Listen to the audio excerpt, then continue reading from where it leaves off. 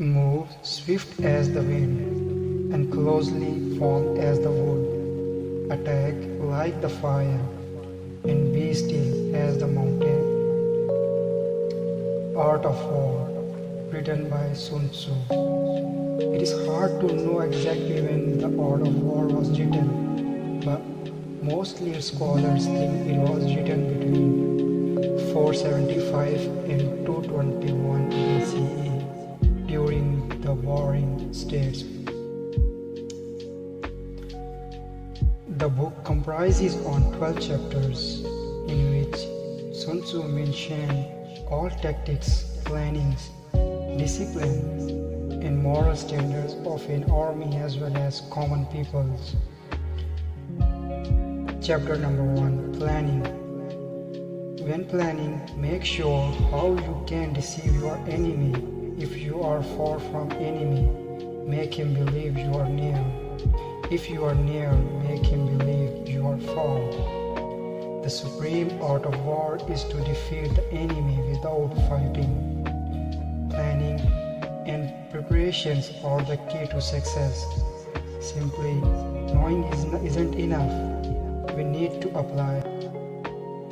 Victory and defeat is already decided before the war begins. So prepare your best plan. First thing that we should be taken in our consideration for planning is moral law. Moral law means the army must have complete faith in its commander. Second thing we should include in our planning is heaven. Heaven means before the war, one should know the climatic conditions well, like cold, heat, day, night, rain, snow. Everything should be taken into consideration and planning should be done.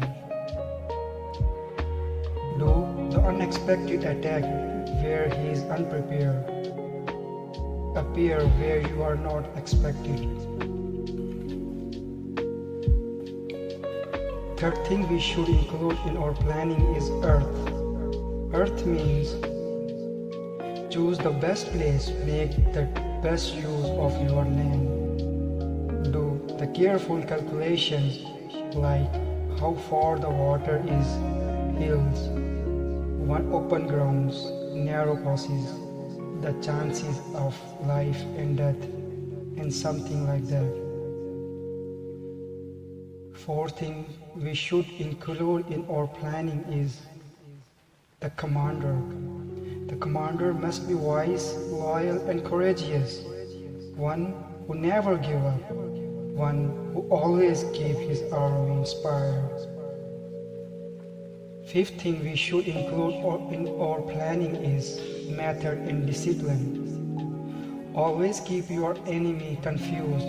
If you are near, pretend like you are far. If you are far, pretend like you are near. Hold your anger, because in time of anger we open all of our secrets and chances of our defeat may increase.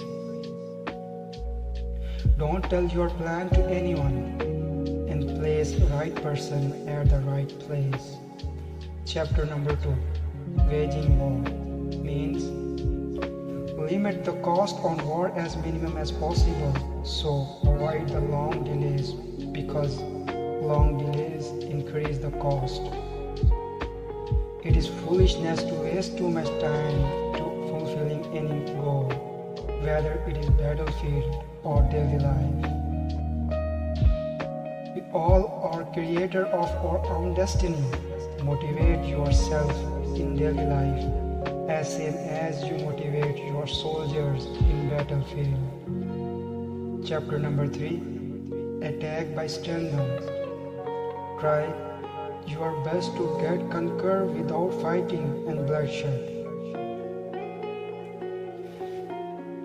and create burning desire for winning, because doing so will keep you away from tension, stress, and fear. Shape the confidence of soldiers.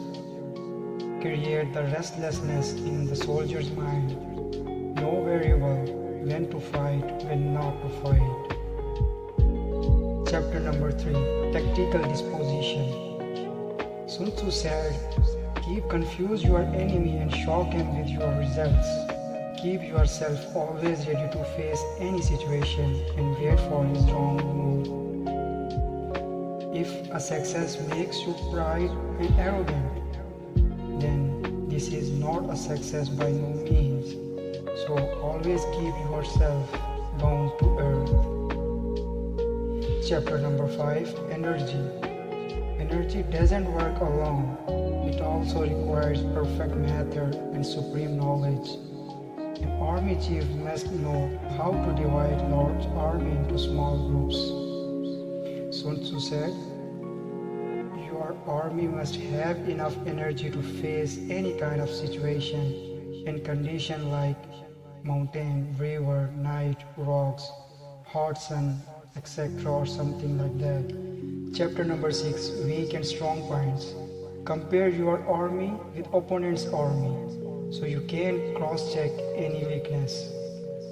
Always keep in mind your own weak points and your enemy's strong points. Always try to come first in the battleground and never give any chance to your enemy to come near. Sun Tzu said, fear, hate, anger is also our enemy. Never give any chance them to come near you. Always be cool-minded. Chapter number 7, Maneuvering, means a planned and controlled movement of military force or move skillfully or carefully to achieve your goal. And be aware of every single move of your enemy. If the army hero or leader gets tired, then the enthusiasm of entire army is reduced. Similarly, you are hero, so don't let the enthusiasm be reduced. Chapter number 8, Variations in Tactics. Sun Tzu said, strategy without tactics is the slowest road to your victory. Tactics without strategy is the nice before defeat. Sun Tzu said, victorious warrior wins first and then go to war, while defeated warriors go to war first and then seek to win. Don't share your new ideas there if you are in danger to losing. By doing this, you will lose the battle as well as your unique ideas too. Chapter number 9, The Army on the March. Sun Tzu considers the importance of well-disciplined march and the arrangement of troops when facing and approaching enemy. He also takes weather and terrain conditions into account when outlining the best approaches. For example, he recommends taking advantage of the position of sunlight relative to the daytime, but also to rivers, mountains, salt marsh, and level ground. Sun Tzu recommends this because of an example from his time. The Yellow Emperor had conquered 4 sovereigns because he was willing to take advantage of specific incentives. Take the best care of your army like healthy food, drinks, and their health. Chapter number 10, Terrain, means a piece of land having specific characteristics or military potential. Sun Tzu said, we may distinguish 6 kinds of terrains to wit: accessible ground, entangled ground, temporizing ground, narrow passes, and prestigious heights, positioned at the highest distance from the enemy. If you know the enemy and yourself, your victory will not be doubted.